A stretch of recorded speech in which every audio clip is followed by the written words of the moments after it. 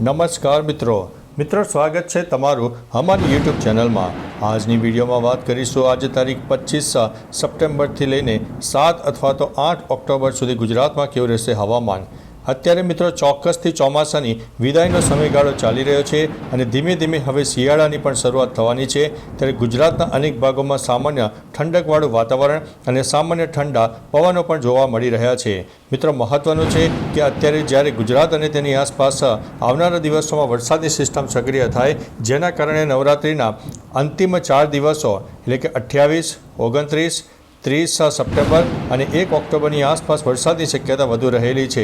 અત્યારે જે ગુજરાતમાં ક્લાઉડ ફોર્મેશન છે એ છૂટું છવાયું ક્લાઉડ ફોર્મેશન રહેશે, લો ક્લાઉડ ફોર્મેશન સામાન્ય પણ રહેશે। એટલે દક્ષિણ ગુજરાત અને સૌરાષ્ટ્રમાં હજુ પણ છૂટાછવાયા વરસાદની શક્યતા છે, પરંતુ આગામી તારીખ 27 તારીખ બાદ આ જે વરસાદની સિસ્ટમ છે વધારે મજબૂત થાય અને મહારાષ્ટ્ર સહિત ગુજરાતના પણ અનેક ભાગોને પ્રભાવિત કરે તેવી સંભાવના દેખાઈ રહી છે। આજે તારીખ મિત્રો 25 સપ્ટેમ્બર છે, તો આજે દક્ષિણ ભારત સહિત મધ્ય ભારત અને સૌરાષ્ટ્ર અને દક્ષિણ ગુજરાતના અનેક ભાગોમાં વાતાવરણમાં પલટો આવે, કોઈ વિસ્તારમાં છૂટોછવાયો વરસાદ થઈ શકે છે। બાકી અતિ ભારે અને ભારે વરસાદ અને સાર્વત્રિક વરસાદની આગાહી આજે તારીખ 25 તારીખના રોજ નથી। આવનારા દિવસોમાં ચોક્કસથી આ વરસાદની સિસ્ટમ વધારે મજબૂત થાય અને એના લીધે થઈને ગુજરાતમાં વરસાદની શક્યતા દેખાઈ રહી છે। તારીખ 26 સપ્ટેમ્બરની વાત કરીએ તો દક્ષિણ ભારત વધારે એક્ટિવ, કારણ કે બંગાળની સિસ્ટમ સક્રિય થશે, તેના કારણે મધ્ય ભારત અને પૂર્વ ભારતના પણ અનેક ભાગોને પ્રભાવિત થાય। દક્ષિણ ગુજરાત અને સૌરાષ્ટ્રના દક્ષિણી પટ્ટામાં છૂટાછવાયા વરસાદની શક્યતા વધુ છે। દક્ષિણ ગુજરાતમાં નવરાત્રિનું આયોજન કરતા મિત્રો હોય અથવા તો ખેડૂતો હોય, તેમને આવનારા 10 દિવસ હજુ પણ સાચવવું પડે તેવી શક્યતા દેખાઈ રહી છે।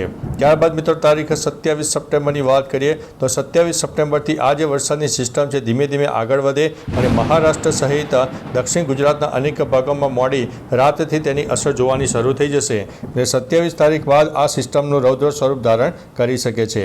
ત્યારબાદ મિત્રો તારીખ 28 તારીખની વાત કરીએ તો સમગ્ર સૌરાષ્ટ્ર, ઉત્તર ગુજરાત, મધ્ય ગુજરાત, દક્ષિણ ગુજરાત સહિત અનેક ભાગોમાં વરસાદની શક્યતા રહેલી છે। સાર્વત્રિક વરસાદનો માહોલ સર્જાશે। કચ્છમાં સામાન્ય વરસાદનું પ્રમાણ ઓછું રહી શકે છે, કારણ કે બંગાળની ખાડીની સિસ્ટમ મધ્ય ભારતમાં એક્ટિવ થઈ જશે અને તેના લીધે થઈને એક વરસાદી માહોલ જોવા મળશે। દક્ષિણ ગુજરાતથી લઈને કેરળ સુધીની વરસાદની ટપ રેખા 28, 29 અને 30 તારીખે ખાસ આપણને જોવા મળવાની છે। એટલે દક્ષિણ ગુજરાત હોય ઉપરાંત સૌરાષ્ટ્રના દક્ષિણી પટ્ટો હોય તે બધા જિલ્લાઓમાં વરસાદની શક્યતા 28 તારીખના રોજ વધુ રહેલી છે। 29 સપ્ટેમ્બરની વાત કરીએ તો 29 સપ્ટેમ્બરે પણ એક સાર્વત્રિક વરસાદનો માહોલ રહેશે। 1 નંબર ઉપર સૌરાષ્ટ્ર, મધ્ય ગુજરાત ઉપરાંત ઉત્તર ગુજરાત અને દક્ષિણ ગુજરાતના પણ અનેક ભાગોને પ્રભાવિત કરે। કચ્છમાં પણ છૂટાછવાયા વરસાદ રહેશે। ભલે અહીં આગળ કચ્છમાં વરસાદની સિસ્ટમ ન દેખાય, પરંતુ 29 અને 30 તારીખે કચ્છના પણ અનેક જિલ્લામાં વ્યાપક વરસાદ થાય તેવી સંભાવના દેખાઈ રહી છે। ત્યારબાદ મિત્રો તારીખ 30 સપ્ટેમ્બરની વાત કરીએ તો ગુજરાતમાં સાર્વત્રિક વરસાદનો માહોલ રહેશે। ગુજરાતના 10થી લઈને 20%થી વધુ વિસ્તારોમાં છૂટાછવાયા વરસાદ, તો કોઈ જગ્યાએ 1થી લઈને 2 ઇંચ કરતાં પણ વધારે વરસાદ નોંધાઈ શકે છે। એટલે મિત્રો તારીખ 28, 29, 30 અને 1 ઓક્ટોબર આપણે ખાસ સાચવવું જરૂરી છે। ત્યારબાદ મિત્રો તારીખ 1 ઓક્ટોબરની વાત કરીએ તો આ જે વરસાદની સિસ્ટમ છે આવનારા દિવસોમાં અરબી સમુદ્ર તરફ આગળ વધે, પરંતુ જતાં જતાં કચ્છ હોય, સૌરાષ્ટ્ર હોય, મધ્ય ગુજરાત, ઉત્તર ગુજરાત અને દક્ષિણ ગુજરાતના અનેક જિલ્લાઓમાં સામાન્ય છાંટાછૂટી આપીને જાય તેવી શક્યતા છે। કોઈ વિસ્તારમાં મધ્યમ વરસાદ પણ થઈ શકે છે। ત્યારબાદ મિત્રો તારીખ 2 ઓક્ટોબરની વાત કરીએ, 2 ઓક્ટોબરે દશેરા અને ગાંધી જયંતિ છે, તો તે દિવસે પણ આ જે સિસ્ટમ છે જતાં કચ્છના દક્ષિણ અને પશ્ચિમ તરફના વિસ્તારો હોય, સૌરાષ્ટ્રના પણ અનેક ભાગોમાં વરસાદ આપે તેવી સંભાવના છે। દક્ષિણ ગુજરાતમાં પણ છૂટાછવાયા વરસાદ થઈ શકે તેવી શક્યતા છે। મધ્ય ગુજરાતમાં પણ વાદળછાયું વાતાવરણ, ઉત્તર ગુજરાતમાં પણ વાદળછાયું વાતાવરણ, પરંતુ જે વાદળો હશે તે અપર ક્લાઉડ હશે, એટલે મધ્ય ગુજરાત અને ઉત્તર ગુજરાતમાં વરસાદની તીવ્રતામાં નોંધપાત્ર ઘટાડો થઈ જશે।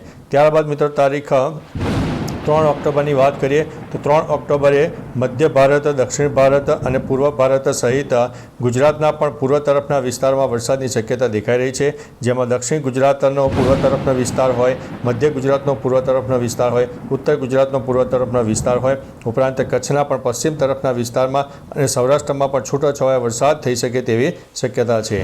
ત્યારબાદ મિત્રો તારીખ 4 ઓક્ટોબરની વાત કરીએ તો 4 ઓક્ટોબરે પણ સૌરાષ્ટ્ર, મધ્ય ગુજરાત અને દક્ષિણ ગુજરાતના અનેક ભાગોને પ્રભાવિત કરે, કારણ કે આ જે વરસાદની સિસ્ટમ સિસ્ટમ છે મોટી સિસ્ટમ રહેશે, તેનો ગાળો મોટો રહેશે અને ચોમાસું જતાં જતાં હજુ પણ આપણને ઓક્ટોબરના પ્રથમ સપ્તાહ સુધી વરસાદ આપી શકે છે.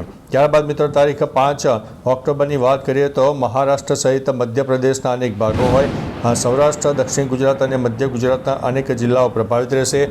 પરંતુ 4 તારીખની સરખામણીએ 5 ઓક્ટોબરથી વરસાદનું પ્રમાણ સામાન્ય ઘટી શકે તેવી સંભાવના છે. ત્યારબાદ મિત્રો તારીખ 6 ઓક્ટોબરની વાત કરીએ તો સૌરાષ્ટ્ર, દક્ષિણ ગુજરાત અને મધ્ય ગુજરાતના એ જ જિલ્લાઓમાં છાંટાછૂટી અને છૂટોછવાયો વરસાદ થઈ શકે તેવી સંભાવના છે. દક્ષિણ ગુજરાતમાં થોડો વધુ વરસાદ થાય તેવી શક્યતા છે, કારણ કે આ જે સિસ્ટમ છે આપણે જણાવ્યું કે દક્ષિણ ગુજરાતથી લઈને કેરળ સુધીની વરસાદની ટ્રફ રેખા અને મધ્ય ભારતમાં સર્જાયેલી સિસ્ટમને કારણે દક્ષિણ ગુજરાતના આવનારા 10 દિવસ હજુ પણ વરસાદની શક્યતા દેખાઈ રહી છે. ત્યારબાદ મિત્રો તારીખ 7 ઓક્ટોબરની વાત કરીએ તો 7 ઓક્ટોબરે પણ સૌરાષ્ટ્ર, દક્ષિણ ગુજરાત અને મધ્ય ગુજરાતના અનેક જિલ્લામાં વરસાદ થાય, પરંતુ આમાં થોડા ચેન્જીસ આવવાના છે, કારણ કે બંગાળની ખાડી થોડી એક્ટિવ વધારે થાય તેવી શક્યતા છે. એટલે ઓક્ટોબરના પ્રથમ સપ્તાહમાં પણ વરસાદની શક્યતા દેખાઈ રહી છે. ત્યારબાદ મિત્રો તારીખ 8 ઓક્ટોબરની વાત કરીએ તો 8 ઓક્ટોબરે પણ સમગ્ર સૌરાષ્ટ્ર હોય, દક્ષિણ ગુજરાત હોય, અનેક જિલ્લાઓ પ્રભાવિત થાય અને છૂટોછવાયો વરસાદ આપણને જોવા મળશે. અંતે મિત્રો 9 ઓક્ટોબરની વાત કરીએ તો 9 ઓક્ટોબરથી આ જે વરસાદની સિસ્ટમ છે તેમાં નોંધપાત્ર ઘટાડો થાય અને ધીમે ધીમે ચોમાસું ભારતના અનેક વિસ્તારોમાંથી વિદાય લઈ લે તેવી પણ શક્યતા દેખાઈ રહી છે. ટૂંકું ને ટચ મિત્રો ઓક્ટોબરના પ્રથમ સપ્તાહ સુધી વરસાદની શક્યતા આપણને જોવા મળશે અને ધીમે ધીમે એક શિયાળાનો માહોલ પણ સર્જાઈ જશે.